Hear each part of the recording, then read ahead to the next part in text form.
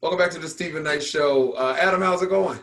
It's going good, Steven. How are you guys? Can't complain. How was the weekend? It was actually pretty good. A little rainy up here, but weather held and fall's, I guess, finally here. Oh, good, good, good, good. Well, I know you all have a lot to discuss, so let you take it away. Movie reviews. Sure thing. So I actually decided to get in the Halloween spirit this time and caught two movies. And the first one I saw was Vampires versus the Bronx. And yes, I know that's the title. It sounds kind of like an interesting movie. And the basic premise is that these teenagers in the Bronx discover that vampires are moving in and trying to take over. So they band together to try to eliminate the vampires from the Bronx. And it's on Netflix and it's really good actually. I liked it a lot. You're not going to expect too much from the movie, but it's a really fun kind of fast-paced movie. The kid actors do a good job, and it's well paced. And yeah, I had a great time with it. Steven, you saw that too? I did see that. I saw it last week. I happened to see one of the shows talking about things that are coming out. Actually came out that Friday, and it was really good. I mean, I think it's a kid movie. You know what I Yeah, mean? It's definitely a kid movie, but I thought it was good. It was good. yeah, and you'll get some cameos like Method Man's in it, Method and Man. Yeah. just a few other Chris Red from SNL's in Hmm. it. Yeah. So yeah, I thought yeah, again, it is a kids movie. This is one you can watch with the family, Right. and it has a good message in the end, a little like nod and a wink Yeah. at Yeah. kind of the So reality of somebody, things. someone told me about that film, and they likened it to The Lost Boys with Kiefer Sutherland. Would you say that? I have not seen The Lost Boys. I haven't seen Ah, it. okay. I will say I've heard it compared to Attack on the Block, which was that I UK saw to that. London movie with Yeah. Hmm. what's his name from Star Wars now? I lost. But anyway, John Boyega. yes. So it's kind of similar in that vein. Like teenagers are trying to fight, I think, zombies in that movie. This is a similar vein. Got it. And then the next one I saw was also another Netflix feature, and it's one of the continuing Adam Sandler movies called Hubie Halloween. And this is a movie with Adam Sandler playing a guy in Salem that's kind of like very nice and always keeps out at Halloween and volunteers to keep the city safe and things like that. And lots of adventures and a murder mystery happens kind of in the middle of it. And this movie is definitely an Adam Sandler film. I think it's actually one of his better Netflix releases.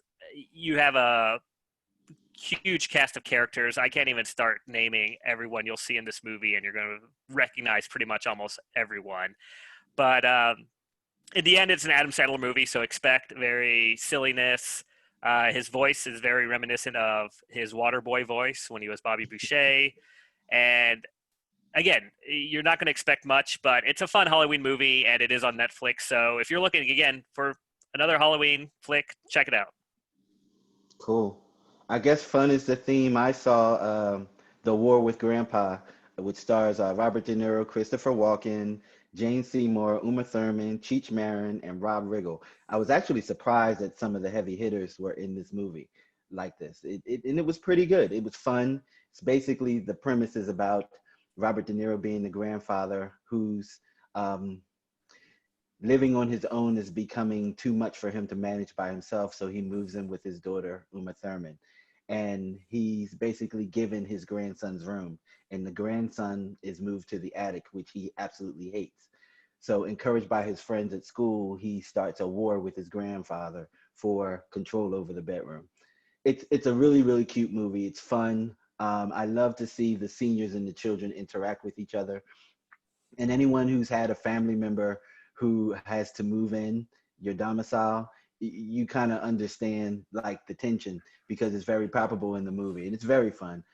It was cool to see Robert De Niro in this light. I actually laughed out loud a few times, so I definitely would recommend it. It's really a family movie; the whole family can watch it, so definitely check it out. And the next thing that I watched, it's not a movie, it's a series on Hulu. It's called Monsterland, and it's an anthology series, and each episode is a new story. And the stories are based off of different cities in the US. And it's technically a horror situation, but they tend to tap into real life situations. So I'll give you one story, for example.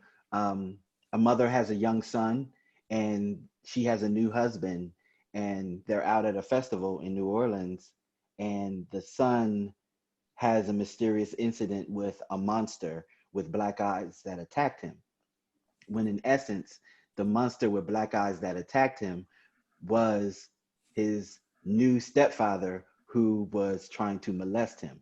But the story came out that it was a monster with black eyes trying to attack him. And it goes further on into the story when the boy gets older.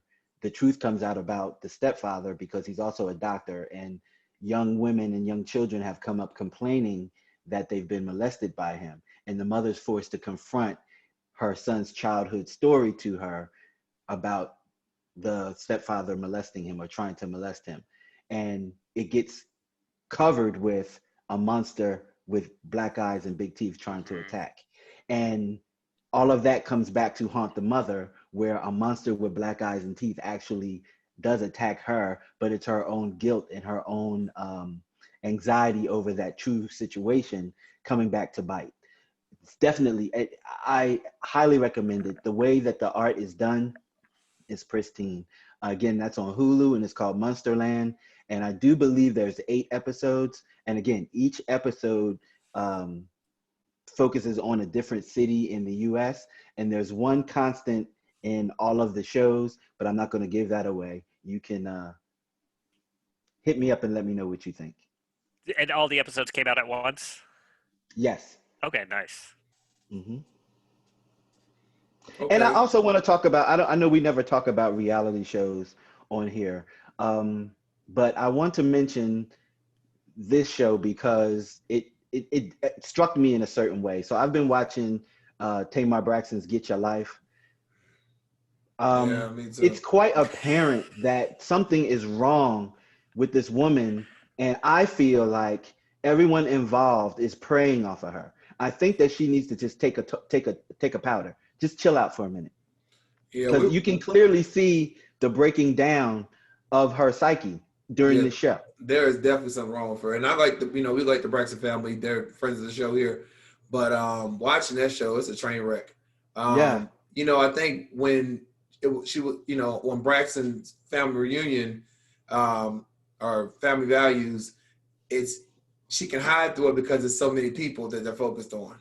And then there's a lot of blaming too. There's a lot of finger pointing, and it's not me, it's you. But I watched, I was gone this weekend, so today I was catching up on things I missed, and I watched the last episode, and it ended. I was just confused on what happened. What did I just watch? But I don't know. What do you think about her boyfriend? What do you think about him? Well, knowing what we know now about what really happened, and you can see it's almost like the end of the story, and you're watching this movie play out. You can see how it gets to this point. Mm-hmm. And I think that it was an ill fit. I think that she got into a relationship too soon after Vince. I think that she probably got consumed and she fell in love with that situation because it was totally different than what she was used to. Yeah. And in some ways, he probably felt like a savior to her. And then after the suicide attempt, he was there for her. So I'm sure she feels indebted to him for that. But that situation is toxic. I don't know how he did it. I don't know how he did it because she seemed like a handful. I mean, you say one thing to her, she walking out, storming out and yelling, and it's like, yeah. I mean, I don't want to talk to you about it because I do like that family, but yeah, there's something wrong there. Definitely something wrong there. Yeah, and pray for all of them, actually. Yeah. I watched Black Box yesterday. That's with Felicia Rashad and Mamadou Athie. It's a sci-fi horror type movie. I don't know if it's horror. But it's so you do know that Jay Ellis from Insecure produced that. Oh, really? I'm actually reaching out to him to try to get him on the show to talk about it. Yeah, I mean, it was a good movie. And the twist of the climax of the movie, I didn't see it coming. Mm. So, have you seen it? No, I haven't watched it yet. Yeah, I watched it. It's good. It's worth the hour 40 minutes. So What's it on? I saw it on Amazon. Okay. Yeah, it's definitely a good movie. I'll watch And that tonight. Yeah, interesting. Yeah, it looks like it falls into that Bloomhouse television banner. So yeah, it's really those kind of good. horror-ish, scary movies. Yeah, and I think it's under their like Halloween category that they have Hmm. on Amazon. Um, Okay. Big Brother, I'm still watching that. Although all the people I cared about have already been voted out, but now that they're getting, they had this alliance that pretty much ran the house all season, and now they're having to pick at each other, going against each other. So this is when it really gets good. You know what I mean? Because I think I know I think Cody's gonna win. If you probably don't know who Cody is, but I think he's gonna win. So I'm actually He's not stupid the he's, to he's not the smartest thing, but he's a great like he didn't know there was such thing as Floridians or Californians. He said, "What's that?" I oh said, well, that's wow. where we're from. He said, no, we're all Americans and we just live in different states. And they were like, no, that's a real thing. He just things like that he doesn't know. But he's smart when it comes to gameplay Mm. and he's a good competitor. But when it comes to common sense, Yeah, they're all rigged anyway. So So I'm dumb to Big Brother. At the end of it, what is the end game? What happens at the end?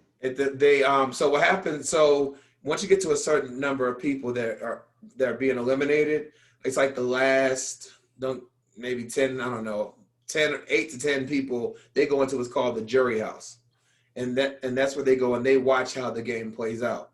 And so it comes down to two people, and then the jury votes on who wins, and that person Mm. wins $500,000. Oh, And so okay. it's then like the runner-up wins like another something, $2,500,000, something like that. But yeah, I mean, it's a good game. I think my biggest thing with it, I think, especially in how far we're coming with racial divide, they need to make it more diverse. I don't mean just black and white. They need to make it just different, because what happens is you find in most cases the white people are on each other's side, the black people on each other's side, and some floaters, but it's like integrated. You know what I mean? mhm, Integrate So the show. they're self-segregating? Mm-hmm. like forming Are little they cliques. self-segregating? I can. What'd you say? Are they self-segregating, or is that something that the show? Oh no, they just do it. Okay. You become friends with, because and this one is the All Star. So these are people who they've already played before. They haven't necessarily Okay. played together. Some have, but they're fans of the show, so they know that person from season 13 or that person from season 20. And so Got it. but you just see it, and but I really like Tyler. Tyler was someone who's always a good player. He's good from mentally and from a comp standpoint, and he's a white guy, but you can see that with the climate of what's going on in this, especially over the summer, that he felt badly because he had put pretty much two black girls against each other, and that ate him alive to the point where he was ready to quit the show because he felt Mm. like the climate of it, and he felt like the game was not as important to him as his morals. You know what I mean? And you just Got see it. it played out. But they talk about a lot of stuff which I did like. They talked about, like, there's this guy, he's mixed race and he was gay. Just talking about, because he's Japanese and black, and he doesn't look either. He looks Hispanic to me. And so he was saying that because one of the black girls talked to him, talking about, yeah, because she has a black woman. He's like, well, I'm black too. But people he knows that people don't see him for his race or him being biracial. And so it talks about from that standpoint. Talks about just a lot of things, which I'm glad they didn't shy away from those topics, because because what we see is them competing and them, plotting against each other. But really, they have a lot of downtime where they're just doing nothing. You know what I mean? And you can see that on like YouTube, or you can pay Yeah. a subscription. Like I watched a lot of it when they had the celebrity, when Tamar was actually on there, and Candy Bird was on there, and some other people, and they're really just sitting around doing nothing, talking, cooking. You know what I mean? But anyway, this is when it starts getting really good, because the people who are like this all game, now they have to go against each other.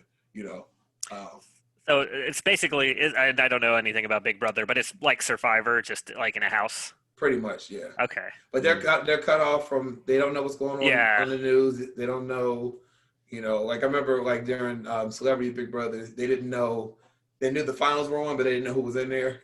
You know, like basketball NBA finals and all that. Which was the Big Brother? Was it the UK one where they like finished filming in like March or April, and then they like once they got out of filming because they were isolated, they learned there was a pandemic. I think it was one of the Oh, really? maybe it was one of the international ones, but yeah, Probably. they were filming, and yeah, they came out in April and Yeah. they're like, oh, so the world's What, changed. well, they actually this one they actually went after copied after the NBA, and they had the bubble. So they've all been in a bubble. So when they leave the house, they have to wear a mask when they come on stage. They can't hug Julie Chan Moonves, who's the host. They can't hug her. They just they're social distance and whatever. But they've made it work. It seems like in terms of a new season. Okay, yeah, nice. Yeah, it was more social distancing than I saw you do over the weekend. First of all, I was very careful. I was outside mostly. No, that's fine. No, I'm not judging, even if it sounded like that in my voice. I was just we took the precautions. We took the precautions. For okay. Sure. Okay, Yeah. that's good. Well, listen, guys. Thank you as always for letting us know what to watch, what not to watch, and what to spend our time and money on. Have a great week. We'll talk next Monday. All right, thanks a lot. All right, right. Yeah.